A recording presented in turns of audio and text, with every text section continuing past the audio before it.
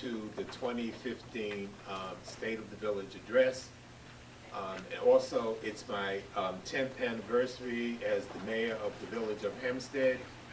And I am really proud to be the mayor, and I want to thank all of you for allowing me to serve all of you this long. From the bottom of my heart, I thank you for that.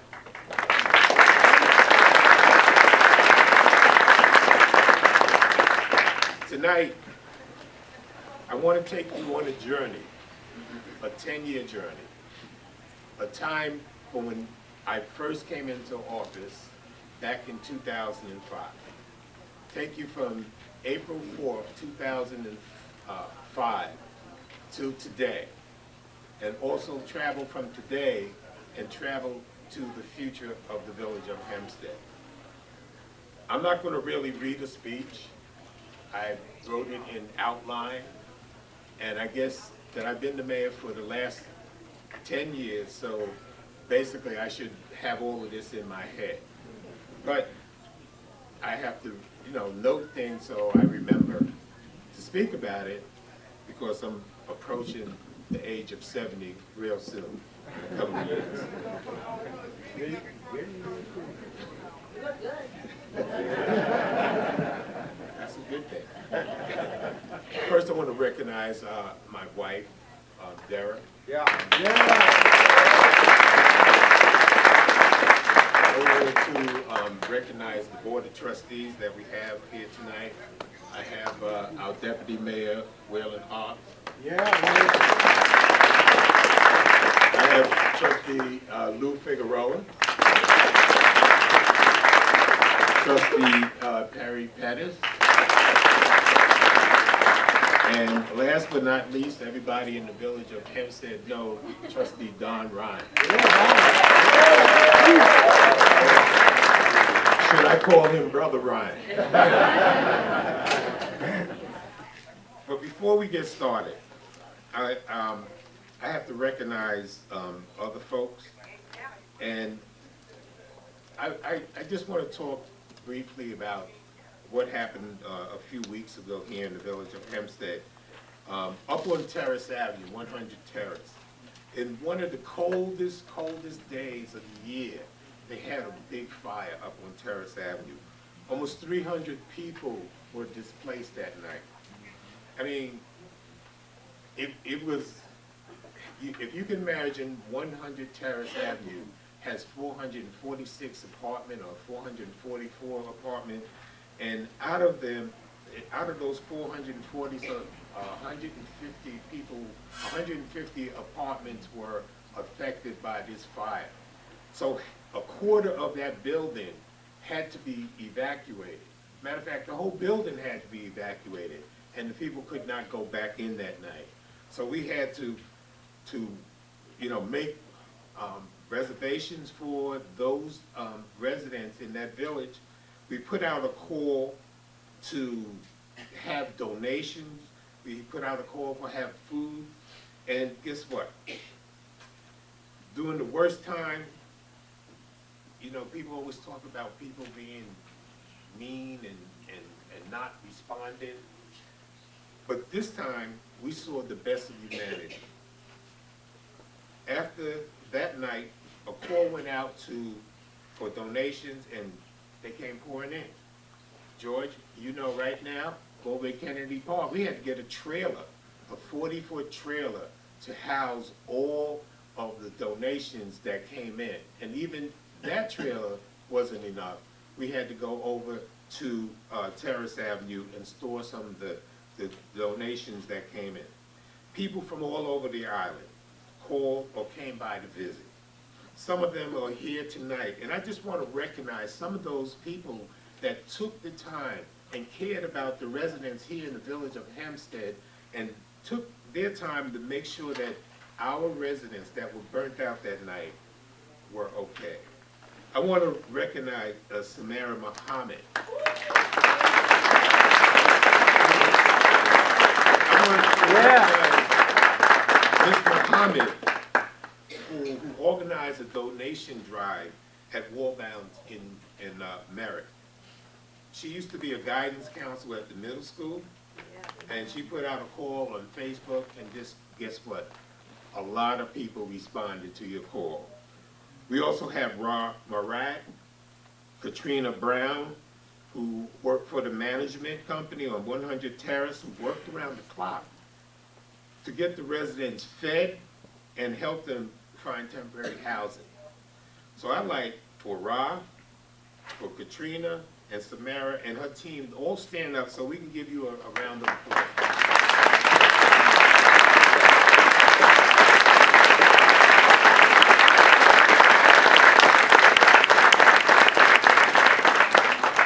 And I'd also like to thank legislator CeeLo Bino, who CeeLo's Brooklyn. I'm Jamaican. I got that, you know. I got that. Anyway, I want to thank her, but she worked with DSS, and she got housing for some of the residents. And I also got my son just walked in here. My son Wayne.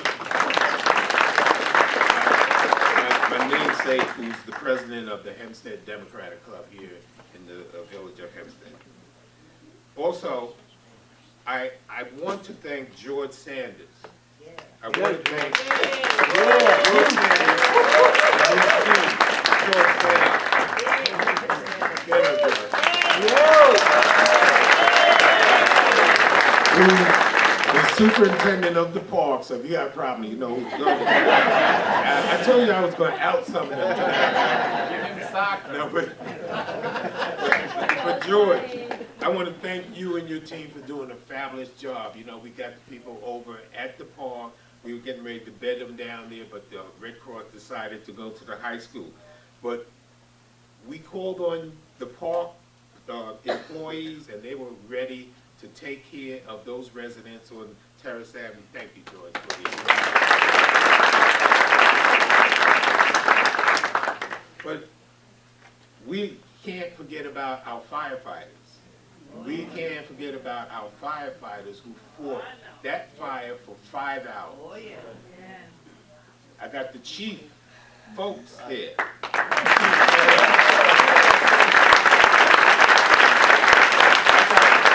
Our lieutenant, Judge Paul, also fireman, Judge. I'm looking out in the audience, but are there any more fires out there? George. Oh, you're a fireman too, George. I forgot George was the fire chief. I think George was fire chief 5 times? Twice, okay. He was the fire chief twice because he liked it so much. Thank you. You know, George, you did a great job. The fire department did a great job. Also, we had fire departments from all surrounding areas come in here, Mineola, West Meadow. 11 departments came in that day and helped us here in Hempstead. And I'm not sure if any of them are here tonight, or any other fire department here tonight. No, they're not. But anyway, I want to give them a round of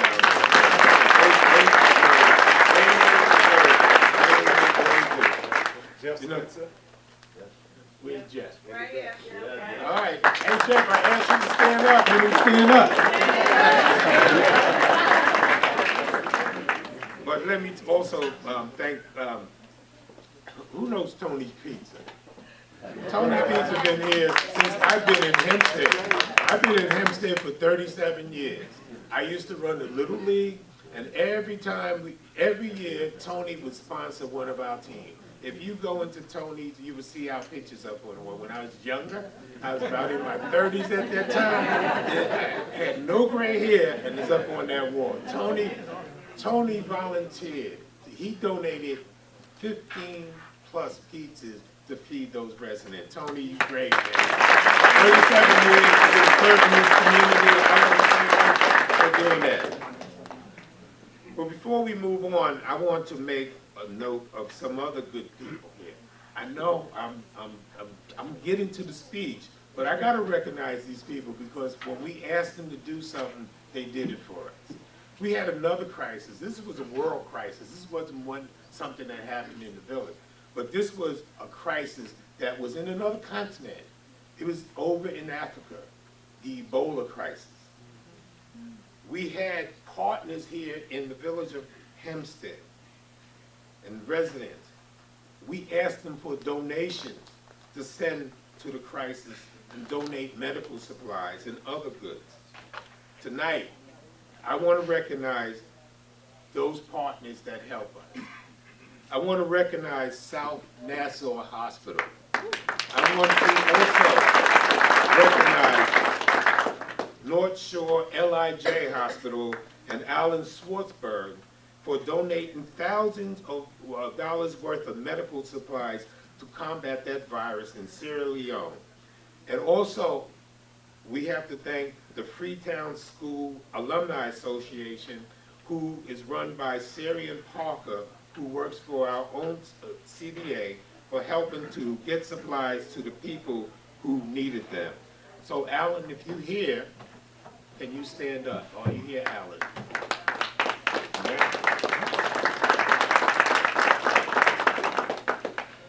Okay. One more thank you, and then I'm gonna get right into this speech.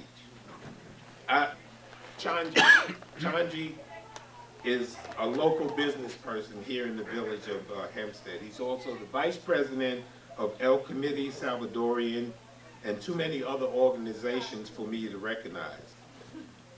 Chandri is a good friend of the village and is responsible to have bringing in doctors from Pakistan to do free examinations for our residents here in the village of Hempstead. These guys, once a week on Saturdays, and I'm sorry, but this the name of the church just went out of my head, but right there on Grove Street, the church on every Saturday from 10 a.m. to 2 p.m., you can get free exams from the doctors that come in every weekend. Chandri, thank you for bringing them in. Again, they're coming here to help our residents in Hempstead, and thank you, Chandri, for doing that.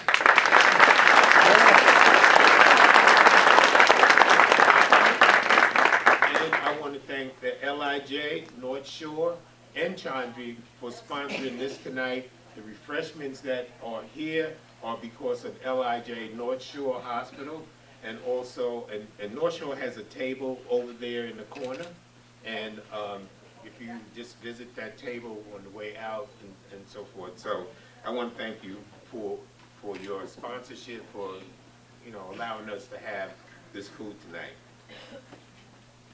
For the real reason why you are here tonight, I know you didn't come to hear about all the thank yous and all the things about this. You came out to hear the state of the village address that I am going to present to you tonight. A lot of people wonder, what is the state of the village of Hempstead? And I'm going to stand before you, and I'm going to tell you that the state of the village of Hempstead is strong. It is real strong. And one question that I'm going to ask of all of you tonight, and that question is the village better today than it was 10 years ago? 10 years ago, meaning 2005. And I hear the rumblings in the back. Some people will say, oh, no. Some people will say, you know what, I don't really know. And some people are saying yes. Well, at the end of this address tonight, I'm convinced that after you hear the presentation, that the majority of you, and it's never going to be a whole consensus. I'm not going to get 100% of the people to agree with what I said. But when you do leave here tonight, the majority of the people are going to say, you know what, the village is better than it was 10 years ago. Because you're going to say, well, I didn't know all of this was going on. I didn't know that all of this has happened. I didn't know that all of this is going on now, and I didn't know what the future of the village of Hempstead has in store. So that question, is the village of Hempstead, or is the village better today than it was 10 years ago? Just keep that in your head. And then at the end, answer that question. The three answers, like I said, is going to be yes, no, or maybe so. But I think you're going to say yes. So, in 2004, I decided that I wanted to run for mayor. I felt that I could do a better job. I thought that the residents of the village of Hempstead deserved more. I felt that things were being wasted. One of my biggest beefs were that we had an outside attorney that was just making too much money. And I felt that our taxes were going up too high, too fast. I felt that it went from like almost 300%. And I thought that our residents wasn't getting the right thing. So when I came in 2005, we had a $6.5 billion deficit. We had a bond rating that was a Baa3 in credit rating terms. You know, like you go get your credit rating, you get 400, 500, 600. We were at one step above junk bond to being a Baa3. We also had all kind of grievances with the union. Every time we looked around, they were grieving something. We had a bunch of grievances. We had streets were in disrepair. We had in need of vehicles, sanitation trucks. We needed fire equipment. And crime was especially a problem on Terrace Avenue. We had a deficit in the water fund department. But I was determined that I had to make this village a better place. And I felt that I had to do something and put this village on the right track and make it just as good as any other village here. Rockville Center and Garden City. So we decided to do things.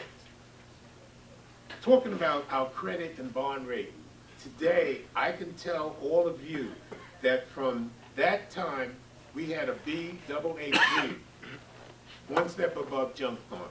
Today our rating is a AA- from S&P, A1 from Moody's, and these are the two largest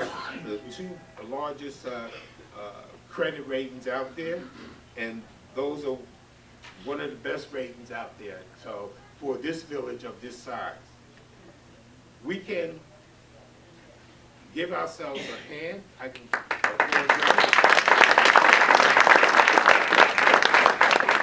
And the way that we achieved some of this was that we took aggressive management steps towards staffing.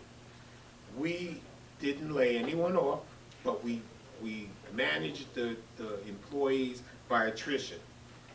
We had a couple of negotiations with our unions, with our PBA and our CSEA union contracts, which saved the village a lot of money. And the one thing now, before, no one paid into their health care. If you know that health care for one person, one full-time employee here in the village of Hempstead costs $20,000, that's $20,000 plus their salary.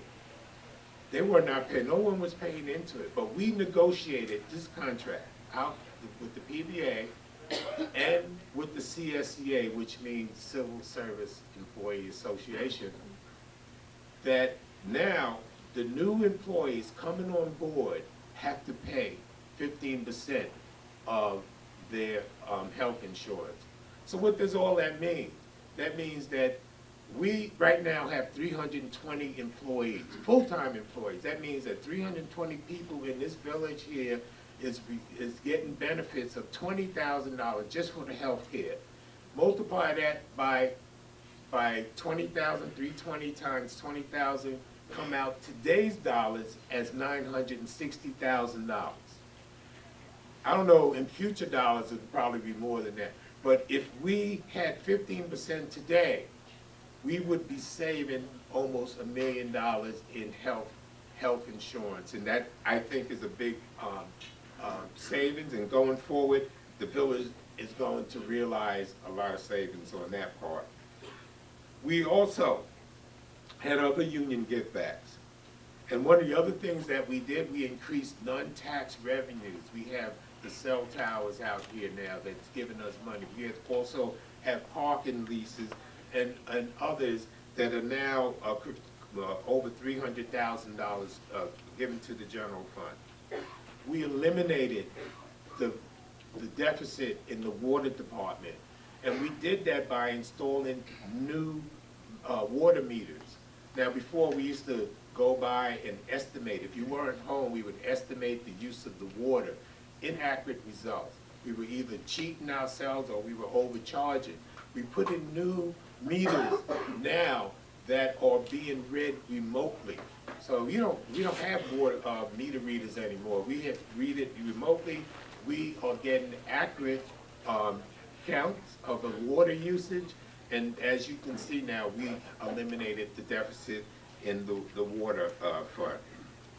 The list of savings go on, but our accounting books will tell you the story.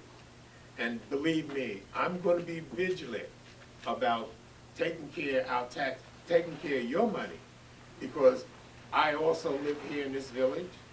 I also pay taxes, so whatever increase you get, I get the increase too. And so I'm going to make sure that I take care of all the taxpayers' money. I want to also tell you that the state controller sent out a report, and the name of this report is about fiscal stress report. Anybody who receives a 45% or higher means that they're in some kind of stress. 45 to 54.9 means you susceptible to a stress. From 55 to 75, that means you have moderate stress. 70 plus 75 over means you under a whole lot of stress. So, so the village of Hempstead, you're wondering what numbers we have. Our number is 12. So we're not even on the controller's signal. The village of Hempstead is not in any financial stress. We are doing very, very, very good. And if you want to see that report, it'll be available in the clerk's office. It'll be available, Irene, I'll send it over to here in the library so that it'll be available to them. As we were going along over the years, we need to talk to the state. We have this redevelopment projects going on, as I will talk about it in a little bit. But because of the project, New York State Empire Development Corporation has granted the village of Hempstead $5 million for a sewer grant to fix up the downtown sewer project, fix up the sewer in the downtown area. Also, because of the project that we're building, Nassau County has granted the village $20 million to upgrade their sewer pumping station. Well, let me just turn that around. They didn't grant us, they're gonna construct it for us. They're gonna build this pump station that's going to take the sewer from the village of Hempstead and divert it out east to Cedar Creek. This was a result of Superstorm Sandy, where with Bay Park, their sewer plant was destroyed that year by Superstorm Sandy. So the village is located dead center in Nassau County, and when we did the sewer study up on Main Street, they realized and we realized that if to take the pressure off that Bay Park, they could divert the sewer out into Cedar Creek, and so that's why we're getting a $20 million upgrade on our sewer station. I want to thank our Deputy Speaker, who a couple of years ago made an agreement with the county executive Edmund Gano, that to give the villages of Freeport and Hempstead $500,000 to offset their taxes. After a couple of years, because of he couldn't get the passage through the ledge, we were finally able to get the $500,000 with interest. So the village of Hempstead will receive, well, actually we received $540,000 because of the interest. With interest, everything together is $624,000, and we received $540,000, and already we're going to put that for the next year's taxes. Also, I want to thank our judge, who's working with the deputy speaker, who also was instrumental in getting us that money. Thank you, Judge. We also will be granted $1.2 million for sewer work, to sewer improvement on the south side of Front Street. And that is $1.2 million that we should be receiving this year. And for this coming year, the Deputy Speaker, again, has requested for us to get $1.7 million, again, to upgrade our sanitary sewer system on the south side of Front Street. And we put in, for certain streets, we got Lawson Street, we got, I think, Winthrop Street, and some other streets that it's $1.7 million for the sewer system. So when you add all of this up, it comes to $28.5 million that the village of Hempstead is going to receive in grants and upgrades and so forth. So I think that's a great thing. We had another big crisis here in the village of Hempstead. During the recession, you know, a lot of folks had issues with their homes. They had big problems. They were underwater. We were in a recession. Things were going from bad to worse. I had some residents approach me, and they said that, you know, they try to work with Chase Bank. They wanted Chase to help them modify their loan. They wanted Chase to help them so they can save their homes, but Chase would not cooperate with them. So, you know, we tried to talk to Chase, and Chase was just saying, oh, yeah, and we, you know, we're taking our times with the modification. So I took this unusual step of pulling our money, terminating our relationship, our business relationship with Chase. We had a news conference with CBS News.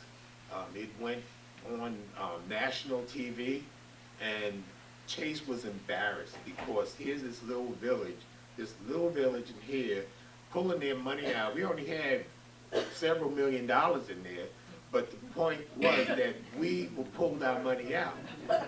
After that,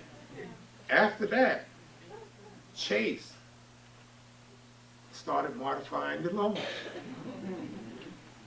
They increased from a below 20% modification rate, went up to over 50%. They had a faster turnaround time in home modification, and many of our residents, their homes were saved. So this little village saved them.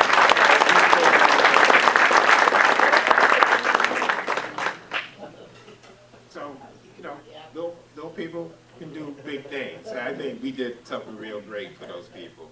So, you know, we still got a problem with foreclosures, so we're working on that also. But now I want to talk about something that's really important to me. And I know Don Ryan's been around here for a lot of years. And his concentration is the young people in the village of Hempstead. Don, if you know that he runs a basketball program, he's been doing this for a long time.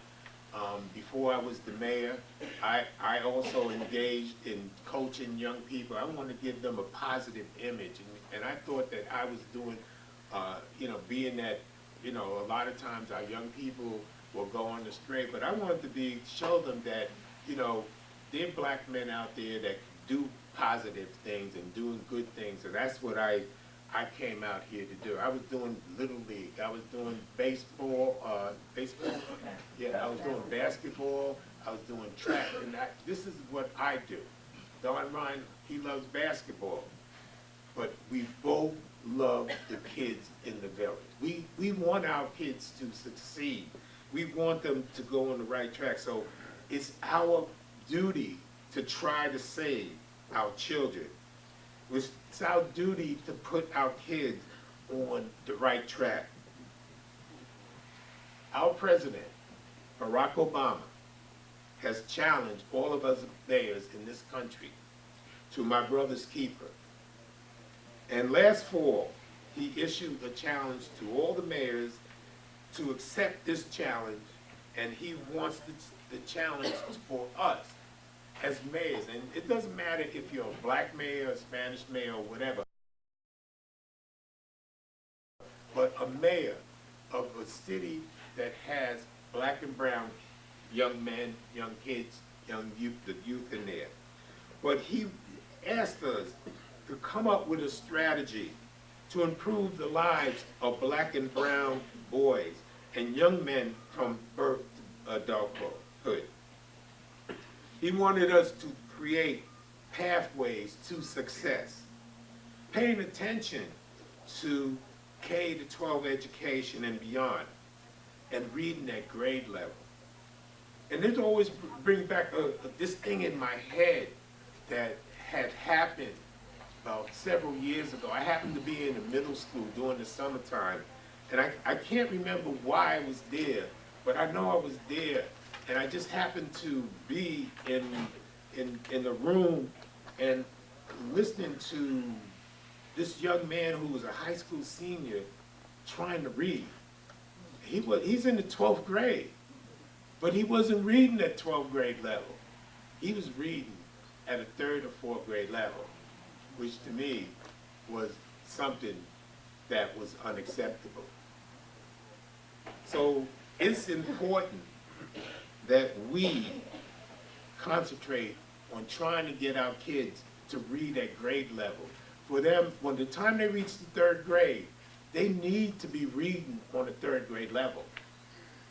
Children in poor communities, by the time they're 3 years old, and I know this sounds real crazy, but by the time they're 3 years old, children that are you know, from poor neighborhoods hear 30 million words less than somebody that's from a more affluent area, from middle income and so forth. 30 million words less. Think about that. Now you understand why some of our kids are not reading on the grade level. We also got to prepare our kids for jobs. Not every child is going to go to college. And the one thing that I find that is so wrong out here in Long Island is that if you live in the district, you got to go to that school. When I grew up in Queens, if I wanted to go to a high school in Brooklyn, I could. If I wanted to go to Manhattan, I could. If I wanted to go to vocational school, I could. Or academic, it didn't matter. Here on Long Island, you can't. You don't have that choice. You can go to BOCES, but only a select few can go to BOCES. I think we have to train our children for vocational training. We have to also disrupt this homicide. You know, these kids will tell you, hey, you know, before I'm 25, I'm not gonna be alive, so I don't care. We you know, when I get this text from the police department saying that somebody was shot, that troubles me, because invariably that person that's shot is somebody that's under 25. We have to break that cycle up. We just have to do that. The other cycle that we must interrupt is that dropout to prison pipeline. Instead of being a dropout to prison, we got to make that a graduation to college or to job pipeline. Right. And I know that we can do that.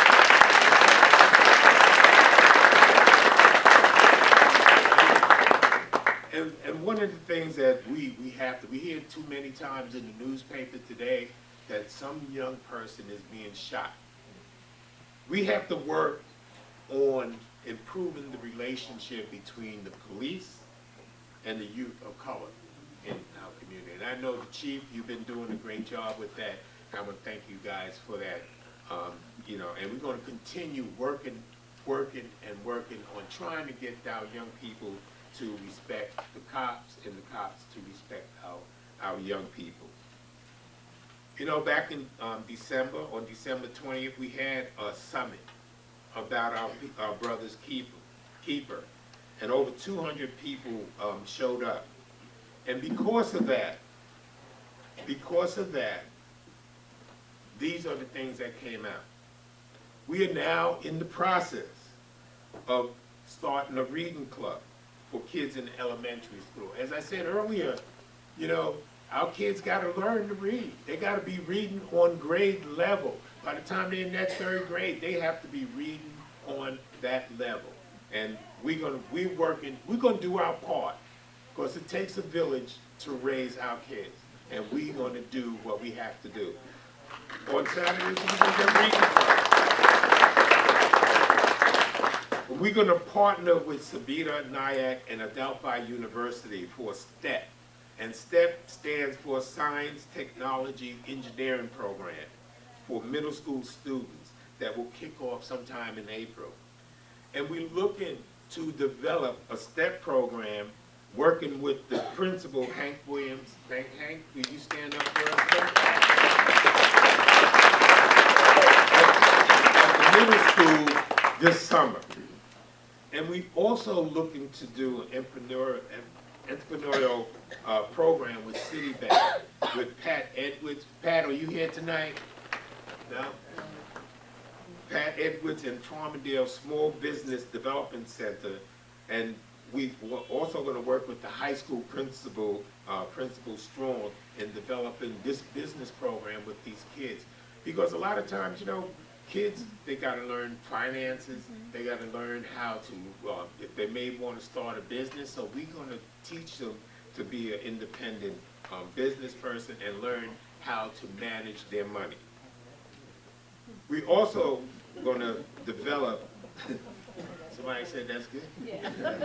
That's good. We're also going to develop an adventure club. You know, we were sitting in my office one day, and Don and I were talking about, you know, well, we got to do things differently. You know, we live in this village here, and how many of our kids go have somebody to take them on a fishing trip? You know, how many times do the kids go to the museum or go somewhere where there's the arts? We don't even offer arts for our kids in here. So we want to expose these kids to all the good things that this country has to offer, all the good things that are here in Nassau County, all the good things that are over there in New York City.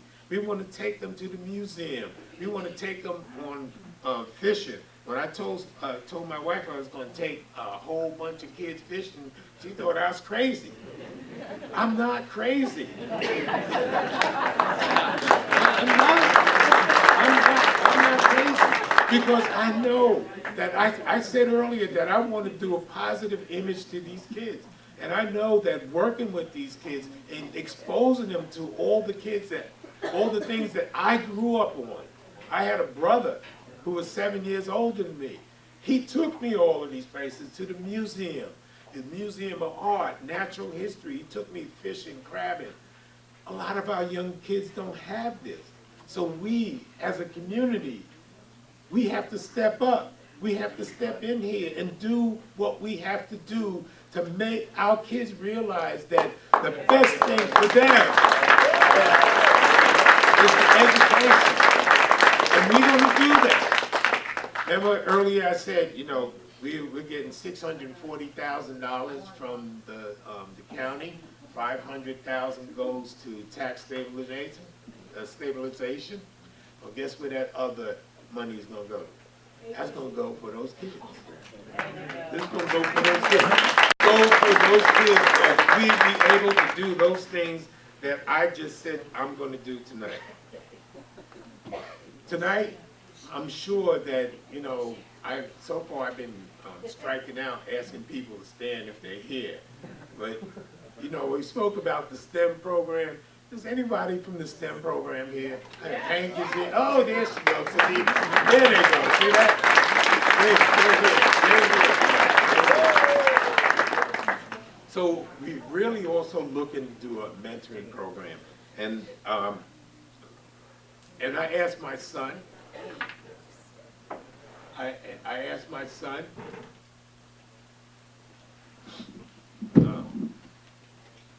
thank you. I got a little dry, excuse me about that. That's better. You sure? That's my handkerchief. That's my handkerchief. So I'm gonna, you know, mentor a program. We have to mentor our young people too. So I have a 30-year-old man here that I mentored for the last 30 years. And now I want him to step up and to do the example that I was to you, Wayne. I want you to be an example to these young people here by setting up this mentoring program. You had a father that was there all the time. A lot of these young people don't have that opportunity, and I want you and young men to step up and be mentors. And if anybody else here that wants to be a mentor, please let Max Smith know, or Wayne. Stand up, Wayne, so they can see who you are.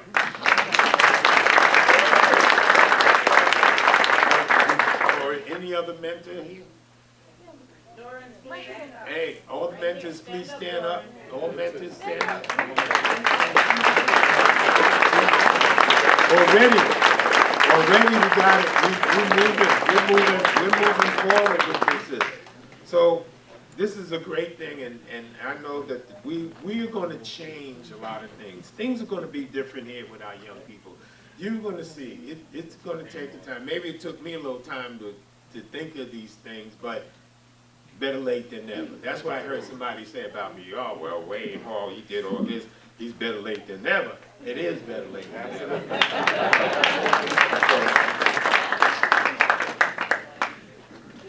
So I'm glad we got people like Don with their kids here in the village.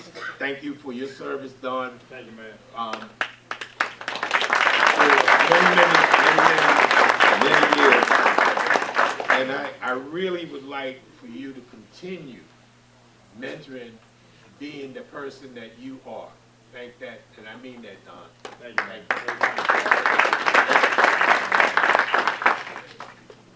You know, again, I said 2005 is when I was elected 10 years ago.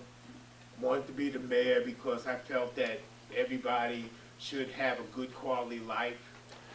You shouldn't be, it shouldn't matter what economic status you're at, that anybody that lives in this village deserve to have a good life.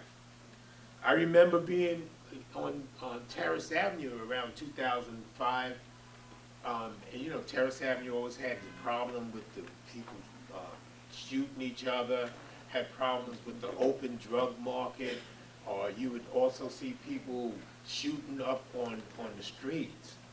I remember going over to Fulton School and talking to the kids, and at the end of, you know, talking to the kids and, you know, being a positive role model, some of the kids will come up to me and say, you know, I'm afraid to walk home. I'm afraid to walk down Terrace Avenue. I'm afraid because I'm afraid I'm going to get shot, or I'm afraid I'm going to get mugged. I remember being up on Terrace Avenue one day, day after someone was, after a homicide. And I was there with our then Deputy Mayor, Henry Conyers. And we were looking up there on Terrace Avenue, and a young lady approached me. And she said, Mayor, this has to stop. She said, you guys gotta do something. You gotta do something. She said, you know, at night, I'm afraid to sleep in my bed. I don't sleep in my bed. She said, what I do is I go into the bathroom with my son, my young son, and I got to sleep in the tub because I'm afraid that bullets gonna come through my window and I'm gonna be shot at night. So it's like, you remember what I said, that everyone deserves a good quality of life. Doesn't matter where you live, doesn't matter your economic status. You deserve to have a good quality of life. You deserve to be in a safe area. Things had to be different than what they were. We had to do things different than the way that we were doing it. I know that every time there was an election,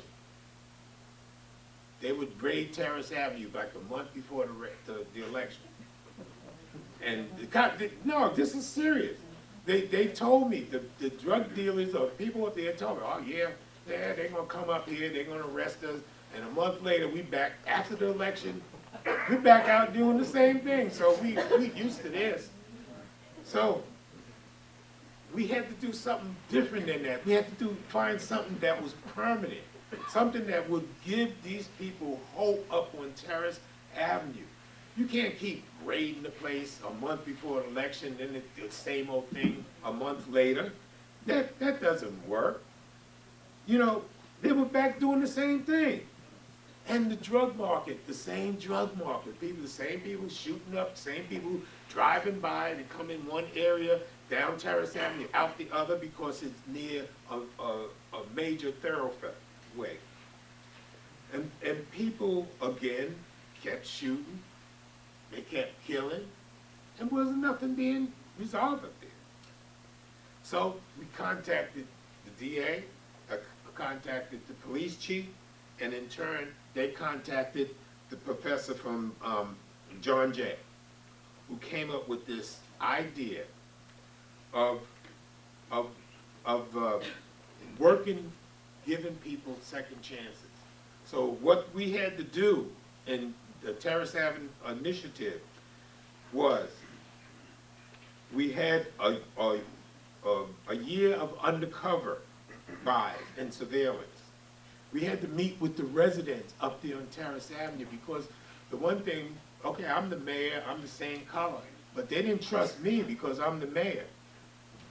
He had to bring the police department. They didn't trust the police department, they didn't trust the DA, so we kept meeting and we kept meeting and we kept meeting. Finally, we convinced the residents for this buy-in that they all wanted the same thing for this nonsense, the shootings and all the open drug air markets to be gone. We got community leaders involved. We got the clergy. We even got the funeral director. He had the funeral director. I remember he's up there telling them, you keep doing this, you're going to be seeing me. No, wait, I don't think you're going to be seeing him. But he said, I'm going to be seeing you, but I'm going to be looking down. Hey, you know, this is about getting everybody involved, you know, getting them in. So finally, after a year, after we got the buy-in, after we got the stakeholders and leaders here in the community to come in, we finally had a meeting and we brought in those offenders. We brought them in. They were sent letters. They were told that, you know, you got to come to this meeting. If you don't come to this meeting, we're going to arrest you. And those are the people that were picked were nonviolent offenders. The ones that were really violent, they were arrested and taken off the streets. we weren't going to give them a second chance, but we did that. And by, you know, I believe in second chances, believe me. I believe in second chances. I do. So up on Terrace Avenue, the shootings were down. There's no open drug market. walk up on Terrace Avenue and I see the grandmothers walking, pushing their grandkids, the kids are running, no one is saying to me, I'm afraid that I'm gonna be shot. Now, I don't know, and this was back in 2007, and I really want to say that I don't believe that there was a homicide on Terrace Avenue, Chief. I don't know, since 2008, 2009. Okay, since that time, has been one homicide since then. Before it was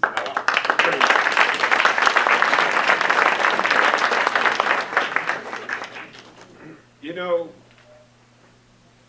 we have to do things to invest here in the village, and some of the things that we've done is we decide that we had to get technology involved.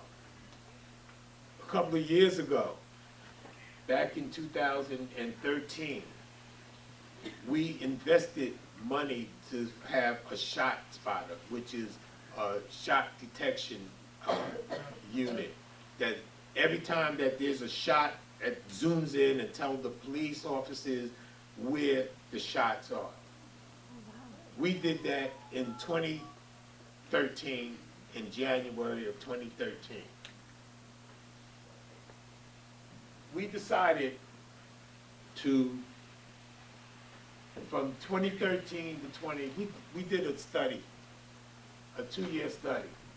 We pulled the shot statistics out, and from 2013 to 2015, in those 2 years, there were 369 shots.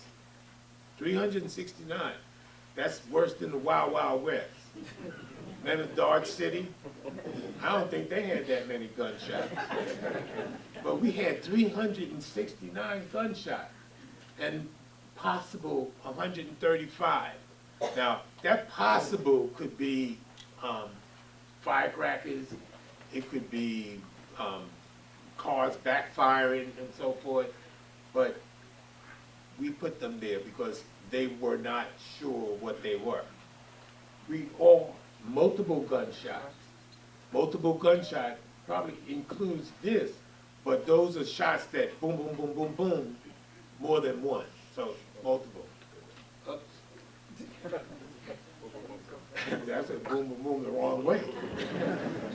But anyway, that's a lot of bullets out there. You know, this is, like I said, the Wild Wild West. But then we did another. We just had 1 year. Let's break it down in 1 year. In 2013, this is the first year we got the shot spotter. 1 year, we had 268 single shots. Possible gunfire was 68. Multiple gunshots was 213. So we did the following year. Now, this is 2014 to 2015. Now, this is a year after we have shot spotted. Single gunshots, 95. Possible gunshots, 64. Multiple gunshots, 190. Numbers are going down. They're going down. So let's compare all these years. Let's compare these 2 years together. So if we look at the 2 years, in 2013-14, we had 268. In the year 2014-2015, it went down to 95. A difference of 173. A difference of a negative 65% drop in gunshot in 1 year. To enhance this shot spotter,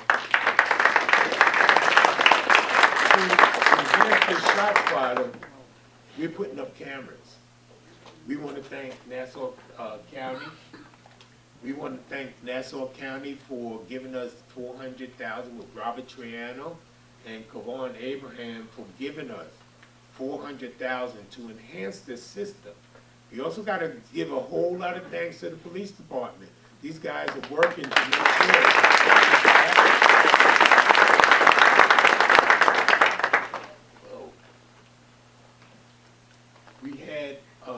6% drop in possible gunshots, and we had multiple gunshots. We had 11% drop, and that came to a grand total.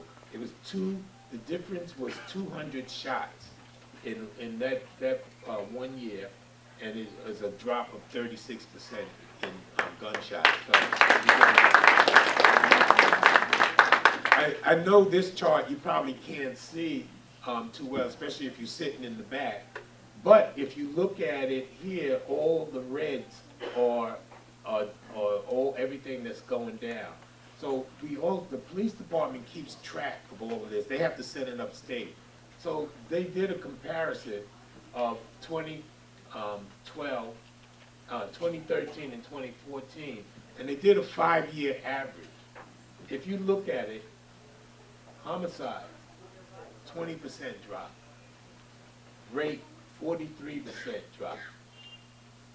Robbery, 4% drop. Assault, 14% drop. The total violent crime drop was 9% on the 5-year average. And then when you go down to property crime, we got a 27% drop in burglary. In the 5-year average, the grand larceny went up 2%. We also, with stolen motor vehicles, we had an increase of 23%, but the 5-year average was really 6%. And I really believe that this spike here is that a lot of times people were leaving their cars running and it was open and people were going in and taking them. I think the what? Crime of opportunity. It was a crime of opportunity. You warm up your car in the morning, you leave the door open, and somebody, boom, goes right in there and take your car. So again, the crime rate is down here in the village of Hempstead because our police officers are working hard to make sure that you guys are safe, and you know, they're doing a great job. They're doing a great job. So thank you.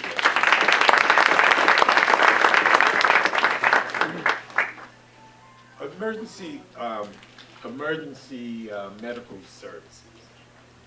You know, one of the things that I thought was real crazy, because during the time I was in the Army, I was a medic, you know, in the Army, and so I thought about when I come out, I was going to be an EMT and all of this, and now, you know, wanted to be a doctor and all this stuff.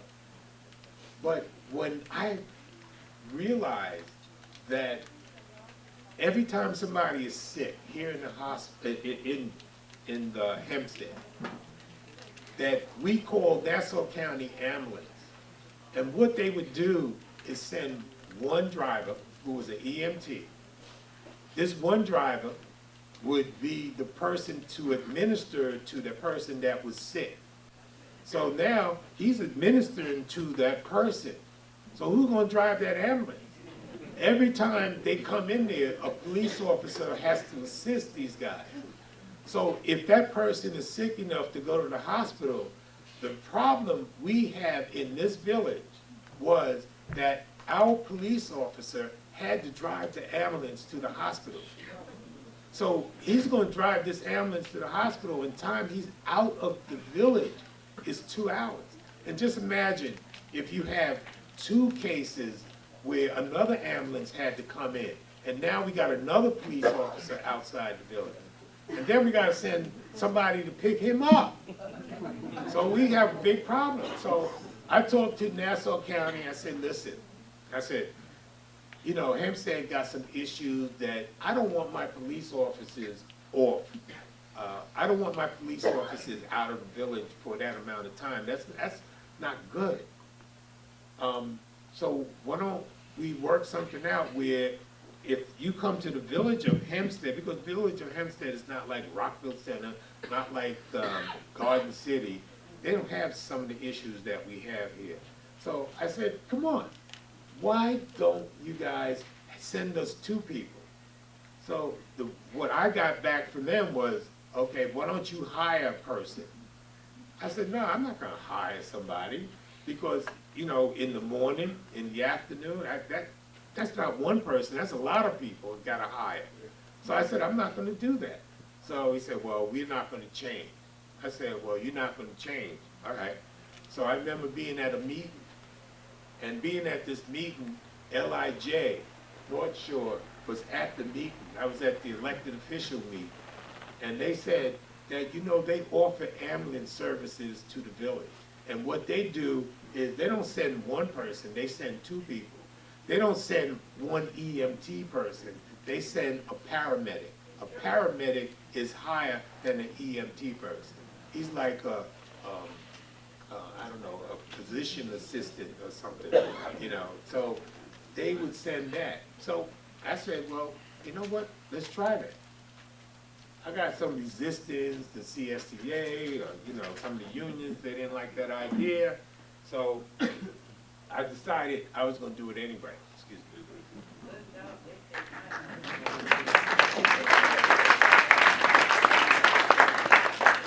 So I decided to do it. So look at this. This is what I was talking about. Just in this is 7 months. This is really 7 months. We had 3,300 calls. 3,300. So I can't tell you how many of those calls that required them to go to the hospital. But let's say 3,000. 3,000 times the police officer had to drive this ambulance, or would have driven the ambulance to the hospital. And meaning that he was outside of the village approximately 2 hours, 3,000 times. Plus you send somebody to pick him up. Then in 2013, it almost, well, not almost, yeah, it went up 6,400. That's a full year. That's a full year. So again, let's say 6,000 times. 6,000 times, 2 hours, police officer outside the village. It's nuts. It's crazy, you know. And again, 2014, almost 7,000. See, people are realizing that we got good medical service here, and they really taking advantage of what we have. We are offering this service, and we want to thank LIJ North Shore for being those people to give us this health care. To year to date, so far, they have 1,000 calls since January. So that's a lot. That's a lot.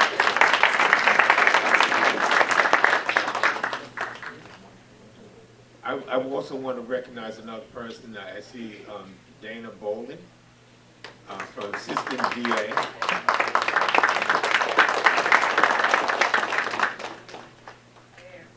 Pat Edwards is here. Pat, thank you. Pat Edwards from Citibank is here also. Erica, oh, okay. Erica Chase is here too. Thank you.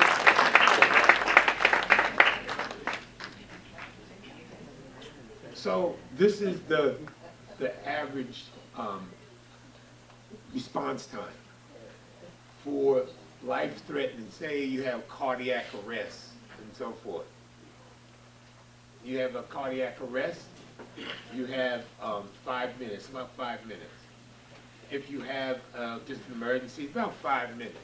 And non-life-threatening but urgent is 7.5 minutes.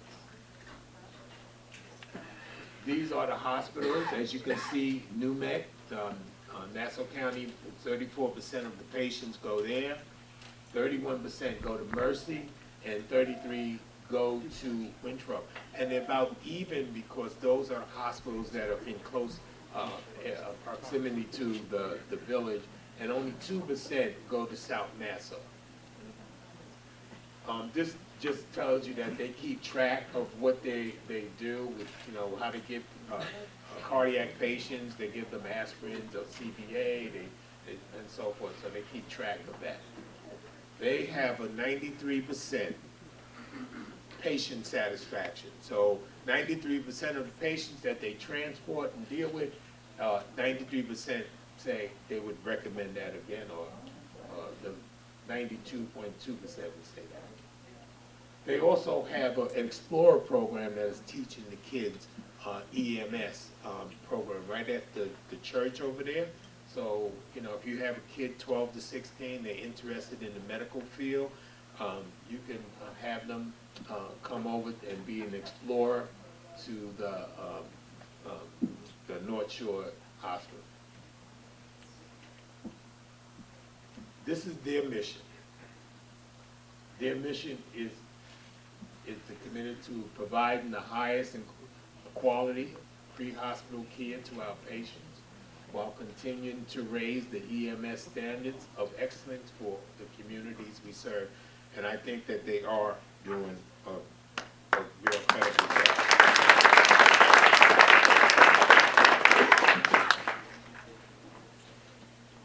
So,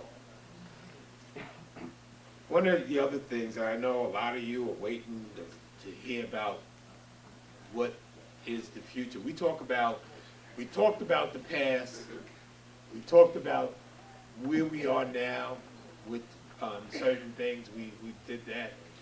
Now I'm going to go to the future of our village of Hempstead. I'm going to take you to our revitalization.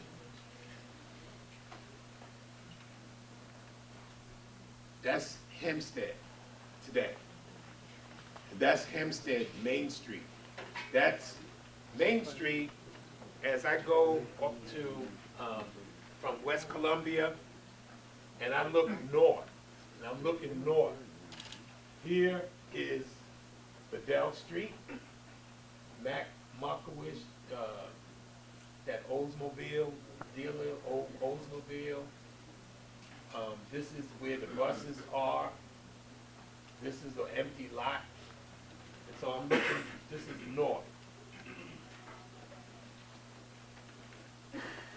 That is what I want our village, Main Street, to look like in the future. Because I remember when I first was elected and there was a project on the line. There was a project to build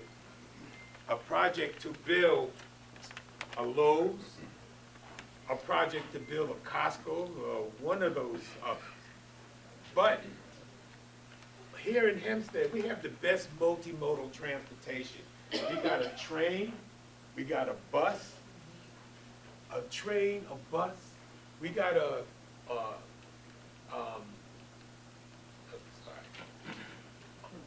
we have a bus terminal where all the buses that go out to New York City, go to the beaches, go into Suffolk County.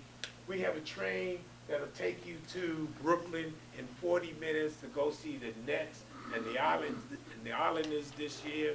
We also have a train that'll take you to Manhattan.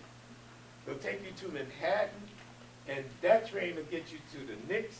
Even though the Knicks are not doing that well, they will be doing that well.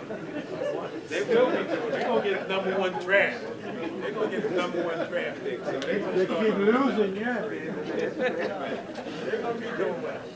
And you know, this project of having a Lowe's or having a Costco's, I know that wouldn't create density.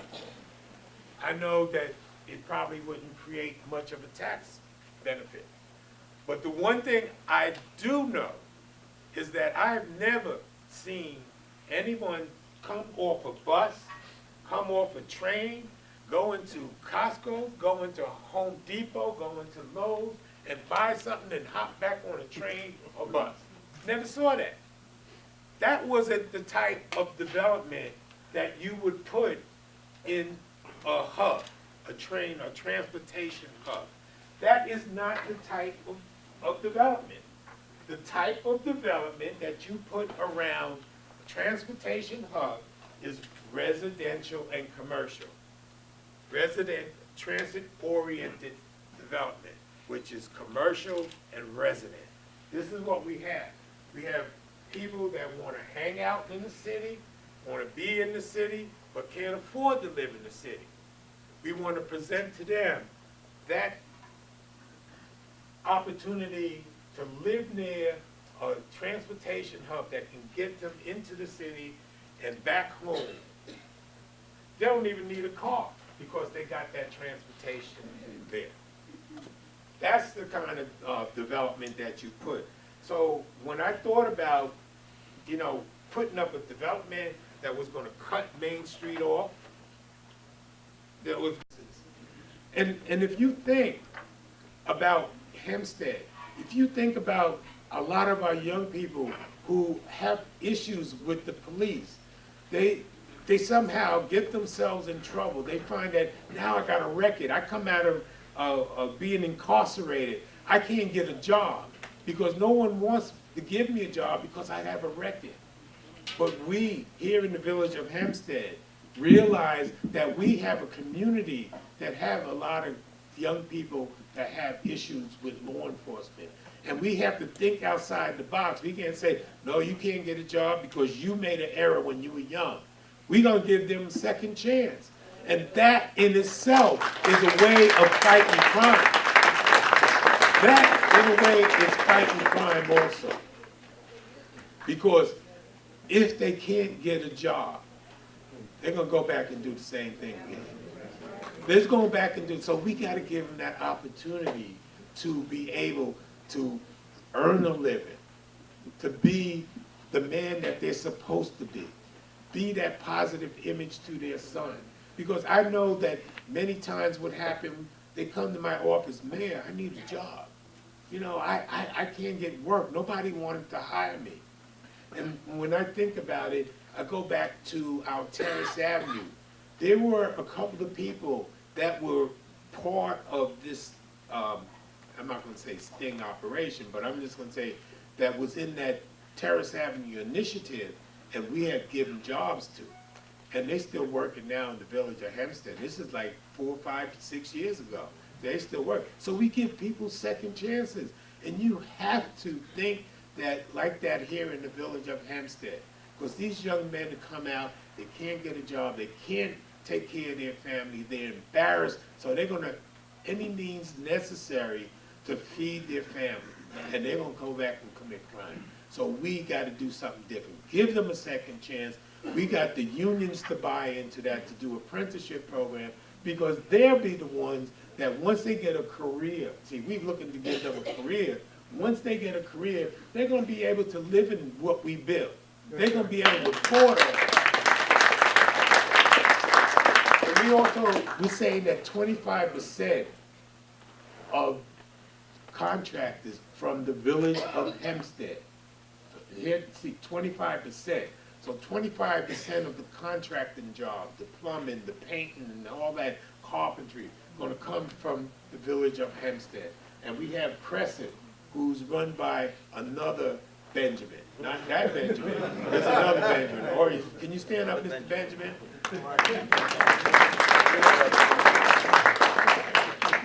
See, life is about Benjamins anyway. It's all about the Benjamin. It's all about the Benjamin. And you're going to see that 25%. 25%. You know, when they built Home Depot and they built Staples, these guys kept saying, oh yeah, you know, we're going to make sure that the Hempstead residents, they're going to get jobs. We're going to give them all these jobs. They promised us, and nothing was down. This is the first time that we have this in our zoning law. It's the law that they have to give 25%. And I'm not talking about, you know, a part-time, no benefit job to get minimum wage. I'm talking about living wage, getting money, getting real jobs with benefits, health care, which is very, very important. So this is what this project is going to bring to them. And also, we have training assistance and placement. The CDA is help funding the training for our guys to make sure that they are OSHA compliant, make sure that they have that agreement. So we want to make sure that we're going to get all these guys something to do, that they're not going to decide, oh, well, I can't feed my family, so I'm going to have to hold somebody up. So that's not. There's going to be a whole different change in this village. We're doing things differently. We're doing things differently. We're doing it. So, when everything is said and done, when we build everything we said we're gonna build. Because you know, back in the downtown area, there's a lot of empty lots. There's like 30% of the property that is off the tax roll. But we're gonna realize $10 million in real property taxes coming to the village of Hempstead and $25 million going to Hempstead School District. So that's after the full bill. Because of the construction, we got that $5 million and that $5 million for the sewer repairs for the downtown area. And we also have $20 million for that pump station to alleviate the sewer issues. And this is something that's happening, or going to happen now. As I said earlier, 30% of the property in this downtown area is off the tax roll. Why? Well, we got the town of Hempstead building in the village of Hempstead. We have up on Franklin. We also have empty parking lots. We got that big courthouse that they're not paying tax. They're off the tax roll. So what we're gonna do is build up on some of those empty parking lots. Right now, it's not producing any revenue, but they will. They will. So we look at phase one. Phase one is gonna be on Washington and on Front Street. It's gonna be 36 rental units up there. It's gonna be market rate, and it's gonna be here. It's gonna be two buildings connected together in the garage, and that's gonna be phase one. This is what it looks like now. This is my old church, United Methodist Church. Right across the street is the parking lot. That's the tier parking over there, and this is what it's gonna look like tomorrow. Now, I know a lot of times you hear all these things, you know, we're building 10 stories in the village of Hempstead. We're gonna make Hempstead look like Queens. We're gonna do all that. As you see, the rendition is a 5-story building. 1, 2, 3, 4, 5. Now, I've been in Hempstead since 1978. We graduated from college on Thursday, June 15th. June 17th, we got married. June 17th, we were here in the village of Hempstead. I've been here since 1978. That's 36 and a half years. And when I came here, these buildings were already here. I lived across the street, 251 Jackson Street. That building, all these buildings were there. All these other, Terrace Avenue was there. So the buildings were there. So if you move here after these buildings were built, you were not moving into a suburban area. You was not moving in the suburban area. They designated Hempstead as a suburban, urban community with multi-dwelling. It has been that way for over 30 years. I don't know when some of these buildings been built, but this is the fact of life. People keep saying, okay, we want to stay suburban. There, on the outskirts of the downtown area, there is a suburban atmosphere. There's still the residential. There's still that opportunity. But here in the downtown area, this is what we have here. This is phase two. Phase two is going to be 240 units of tier rentals. But when I say tier rentals, that means from here to there. So it's going to be mixed rentals. So people from the community will have their first shot at being in these apartments over here. So we're going to also have 28,000 square feet of retail, commercial. So that's the part that's going to create the jobs, the 28,000 square feet of rental. That's going to create the jobs. That's what we're talking about here. When we look at it, this is what phase two looks like right now. This is the empty parking lot. This is Bedell. I know some of you know where this store is, right? I saw some of you go in there. So that's so this is what we're talking about phase. This is what we're talking about phase 2. This is what phase 2 is going to look like. It's going to be open space. It's going to be open space. It goes down. We got commercial on the bottom. We got people walking down the street. And again, let me emphasize, this is not 10 stories. It's not 1, 2, 3, 4, 5 stories. And it's going to be tier parking. Not parking, tier rental. Like I said, from low to high. And it's going to be something that's going to be very attractive to our community because they are going to get first dibs at this. So now we go over to phase 3. Phase 3, again, we're going to have 347 rental units, and which is senior housing. And under that is going to be 15,000 square feet of rental. Again, the square feet in commercial is going to be the part that's going to create the jobs. And if you see, about 35,000 people come through this area every day. I told you that the bus terminal is very active. You go in there, you see people jumping in, off the bus, jumping in there. But you know what? That's all they do. They don't stop here. They don't spend their dollars here because there's nothing for them to do. If you start building stuff and giving them, when they jump off the bus and they want to spend their money here, this is what's going to, 35,000 people means a lot of Benjamins. That's what I think. A lot of Benjamins coming in with that. So this phase 3 will be up here. This is what phase 3 look like right now. This is that Oldsmobile dealership right there. This is that where the buses are. You see the buses over there? Right, that's where they are. That's looking south on Main Street. And that's that famous building over there. And this is what we want this to look like. This is phase 2. This is phase 2. This is phase 3. This is senior housing. Commercial on the bottom, housing up on top. We got to take care of the seniors too.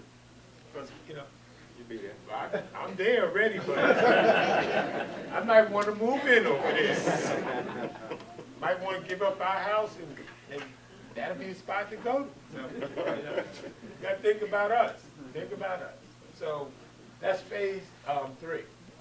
And if you look, the other phases that we're going to have, future phases for the village, we're going to have plans, we're going to have open space, we're going to have entertainment here. We're also going to have a hotel with a catering hall. You know, how many times have we all got to go outside the village because we don't have a catering hall? Right. We used to have a catering hall.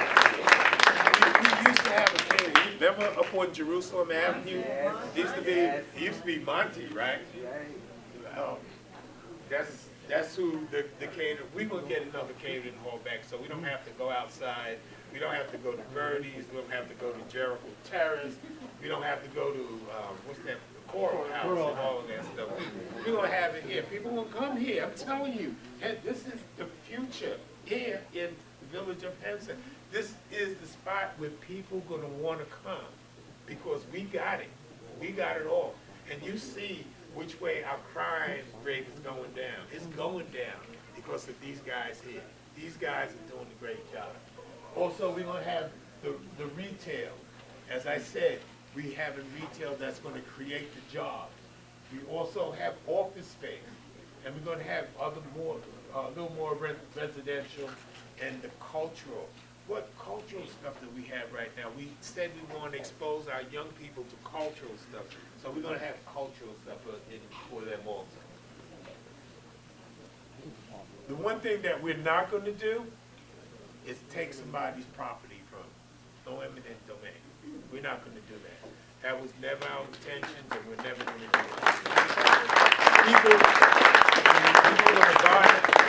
People are going to buy into this because they know that Hempstead has a future, and we're doing the right thing for our residents here in this village. And they're going to want to come to Hempstead and make Hempstead a place for us. I believe, and I totally believe this, and sometimes when we don't communicate things and people get the wrong ideas, they get the rumors and all kind of things that are going around and saying that you're going to do it. Believe me, I have the best interests of all of y'all. I wasn't born in Hempstead, but my sons were born in Hempstead. And I know that Hempstead has a bright future. And I'm not going to sit here and give you guys a snow job and trying to do the wrong thing. And I'm not here trying to make money. I'm not here. If you ride by my house, you say, I got this small little house. You know, the other day, one of the employees said to me, you know, these guys want you to give a raise to them and all of this. Everybody wants you to give a raise. But I tell them, ride by the mayor's house, look at his house. He said he got a car that's older than all the other guys are driving. So you think he's gonna give you a raise? It's your money, our money. And besides giving raises and all these other things, I want to take those tax dollars and make it work for you guys. We got to invest in the future. We got to invest in our kids. We got to make sure that Hempstead is going to be that place for all of us to be safe. Our kids can walk down the block without coming up to me and saying, I'm afraid that somebody's going to shoot me, somebody's going to mug me. No more. We don't want to hear that anymore. We are going to do what we're supposed to do to make our village a great place for us to live in. You know, I talk about technology, and I got my phone here. And at the same time that we did, this, we did the shot spotter. About a month later, we got the technology which is called Q Alert. We know that a lot of times you call and you tell somebody, oh man, I got this pothole, or I got this tree hanging down, and then nothing happens. Nothing happens. And then you call and say, I called up 5 days ago and somebody said they would take care of it. But we don't have a record. We don't have a record because nobody knows. Nobody took care of it. So we said, okay, let's give the residents the opportunity of, if you call or you want to register a complaint, that we have it in the computer. So we got this program called Q Alert. Q Alert is a citizen notification software that we have, and you can all download it on your phone. If you got a smartphone, you got an iPhone, you have an Android phone, you can download it. And what this does is it'll tell you, you can report pothole. You can report that a tree needs to be cut. You can report garbage or whatever. You can even take a picture and send it over the internet. We have somebody that's operating the computer on a part-time basis. But when she's not there, we still have somebody from fire alarm working there. Am I right? 24/7. So 24/7, somebody's there. And all you gotta do is take a picture, or you can go to your phone and to the computer, or you can call. The phone number is 478-6333. Am I right? See, I remember that. That's good. And what you do is, if you see something, you download this program. It's called Village Line, one word, one word. You download it, you got that app, you sign in, and you know what you do? All you do, here it is, Village Line. Got my name on it so you won't forget. My name is there. All right? So you sign in, and then you got different sections. It says pothole, street complaint, neighbors complaint, and so forth. So you just pop that and say, yeah, I got this neighbor who's a pest, and you go to code enforcement. Or you got something, there's garbage out there. It goes to sanitation, or go to code enforcement again. But we're giving you all this opportunity to help you make the complaint. And one of the things that we're going to investigate anonymously, that people can report crime, we can report guns on this phone. We're working on that one. But the Q alert is there for you guys. And all you got to do is download it on your smartphone, and you can report anything. And we keep records. Most calls and most complaints were because lights went out. But let me tell you about the lights. You shouldn't have too many problems with lights going out, because we just changed every light in the village of Hempstead, 2,700 lights, change them to LED lights. And now if you go out there, you see how bright things are. Those yellow lights are gone. Now we have those bright lights out there. That's another thing that helped us fight the crime. Now the criminals know that you got cameras up there, you got ShotSpot up there, you got the police department there, you got cameras, you got lights, you got all these things that we're doing to make sure that you guys here in the village are safe and you have a good quality of life. I wish that every last one of you here today download the app. If there's an issue, report it through your phone, report it through the computer, report it calling it up. But we want to hear that. This way you won't ever hear me or anybody say, oh, we don't have a record, because we now have a record, and that's what we do for all of you guys.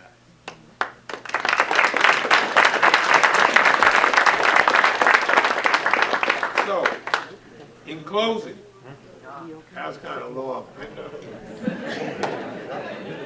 I didn't realize I could talk that much, but it is what it is. We talked about a lot. We talked a lot tonight.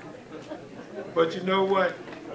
We talked a lot, and I just wanted to tell you guys that where we were, where we are, where we're going in the village of Hempstead. And I'm telling you truly to my heart that I'm here for all of you guys to make sure that we get the best in the village of Hempstead. It's not going into politics to be rich. It's going into politics because I think that we deserve the best, and we are going to get the best.